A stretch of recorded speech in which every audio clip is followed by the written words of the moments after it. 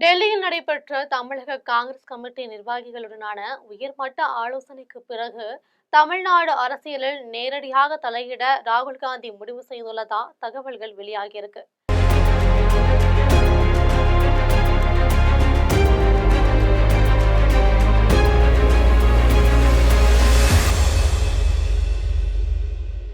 இரண்டாயிரத்தி 26 சட்டமன்ற தேர்தலை குறிவைத்து கூட்டணி அரசியல், தொகுதி பங்கீடு, வேட்பாளர் தேர்வு உள்ளிட்ட அனைத்து முக்கிய முடிவுகளுமே இனி ராகுல் காந்தியே நேரடியா களமிறங்க உள்ளார்னு காங்கிரஸ் தலைவர்கள் தெரிவிக்கிறாங்க.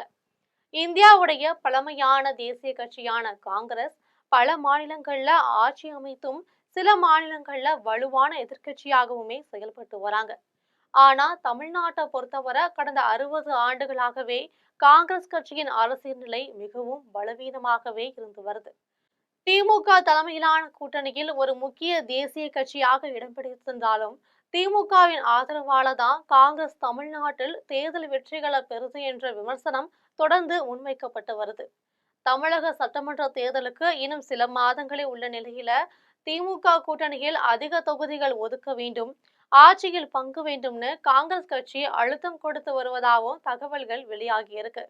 இந்த பின்னணியில தான் டெல்லியில் சில நாட்களுக்கு முன்னாடி நடைபெற்ற காங்கிரஸ் உயர்மட்ட கூட்டம் தமிழக அரசியல் வட்டாரங்கள்ல பெரும் பரபரப்பையை ஏற்படுத்துச்சு. காங்கிரஸ் தலைவர் மல்லிகார்ஜுன் கார்கே மற்றும் ராகுல் காந்தி தலைமையில நடைபெற்ற இந்த கூட்டத்துல தமிழக காங்கிரஸ் எம்பிக்கள், எம்எல்ஏக்கள், முன்னாள் மாநில தலைவர்கள், நிர்வாகிகள்னு சுமார் 40 பேர் கலந்துக்கிட்டாங்க. இந்த சந்திப்பு வழக்கமான ஆலோசனை கூட்டமா இல்லாம தமிழக காங்கிரசின் செயல்பாடுகள் குறித்து கடுமையா கேள்விகள் எழுப்பப்பட்ட ஒரு ஆபரேஷன் மீட்டிங்காகவே மாறியதா சொல்லப்படுது. கூட்டத்தின் போது ராகுல் காந்தி தமிழக காங்கிரஸ் தலைவர்களிடம் சரமாரியா கேள்விகளை எழுப்பியிருக்காங்க. கர்நாடகா, கேரளா, தெலுங்கானா, புதுச்சேரி போன்ற தென்னிந்திய மாநிலங்கள்ல காங்கிரஸ் கட்சி வளர்ந்துள்ள நிலையில தமிழ்நாட்டில் மட்டும் ஏன் வளர்ச்சி இல்லை என்றும், கடந்த ஆண்டுகளில் எம்பிக்களும் எம்எல்ஏக்களும் கட்சியை வளர்க்க என்ன செய்திருக்கீங்க அப்படின்னும் அவர் நேரடியாகவே கேள்வி எழுப்பியதா தகவல்கள் வெளியாகுச்சு. இந்த கேள்விகளுக்கு தமிழக காங்கிரஸ் தலைவர்கள் விளக்கம் அளிச்சாலும் அந்த பதில்கள் ராகுல் காந்தியை திருப்தி அளிக்கல அப்படின்னு தான் சொல்லணும். குறிப்பா தமிழகத்தை சேர்ந்த ஒரு பெண் காங்கிரஸ் எம்பியிடம் அவரது தொகுதியில் உள்ள பூத் ஏஜென்ட்கள் மற்றும் பூத் கமிட்டிகள் செயல்பாடு குறித்து ராகுல் காந்தி கேட்டபோது அவர் தெளிவான பதில் அளிக்க தவறியதா சொல்லப்படுது. இதனால ராகுல் காந்தி கடும் அதிருப்தி அடைந்ததாகவும் தகவல்கள் வெளியாகிற்று. ஒரு காலத்துல தமிழ்நாட்டில் ஆட்சி செய்த கட்சி காங்கிரஸ் என்பதும், தமிழ்நாட்டின் கடைசி காங்கிரஸ் முதலமைச்சராக பக்தவச்சலம் இருந்தார் என்பதும் அனைவருக்குமே தெரியும். 1967ஆம் ஆண்டுக்கு பிறகு திமுக ஆட்சியை கைப்பற்றியதுடன் அதன் பின்னர் திமுக, அதிமுக மாறி மாறி ஆட்சியை பிடித்து வந்தாங்க.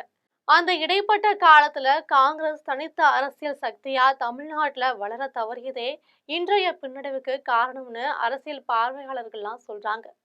கடந்த சில ஆண்டுகள்ல தமிழகத்தில் பாஜக வளர்ந்த அளவுக்கு கூட காங்கிரஸ் வளரவில்லை என்பதும், உட்கட்சி பூசல்களே காங்கிரசின் சரிவுக்கு முக்கிய காரணம் என்பதும் காங்கிரஸ் வட்டாரங்களே ஒப்புக்கொள்ளும் உண்மையா இருக்கு.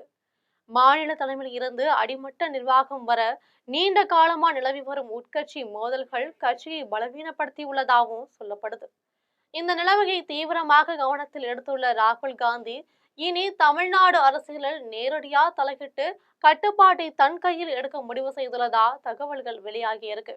அதன் ஒரு பகுதியாகவே சமீபத்தில் வெளியிடப்பட்ட தமிழக காங்கிரஸ் மாவட்ட தலைவர்கள் பட்டியல் முழுமையா ராகுல் காந்தியின் கவனத்திற்கு எடுத்து செல்லப்பட்ட பிறகே இறுதி செய்யப்பட்டதாகவும் சொல்லப்படுது. இளைஞர்களுக்கு அதிக வாய்ப்பு வழங்கணும்னு சுமார் 70 மாவட்ட தலைவர்களில் 60க்கும் மேற்பட்டோர் புதிய முகங்களாக தேர்வு செய்யப்பட்டிருக்காங்க. இதன் மூலமாகவே இனிவரும் காலங்கள்ல தமிழ்நாடு காங்கிரசின் அரசியல் கடிவாளம் முழுவதுமே ராகுல் காந்தியின் கைகள் தான் இருக்கும்னு 2026 சட்டமன்ற தேர்தலை குறிவைத்து அவர் நேரடியா அரசியல் வியூகங்களை வகுக்க தொடங்கியுள்ளாருன்னு காங்கிரஸ் வட்டாரங்கள்லாம் தெரிவிக்கிறாங்க.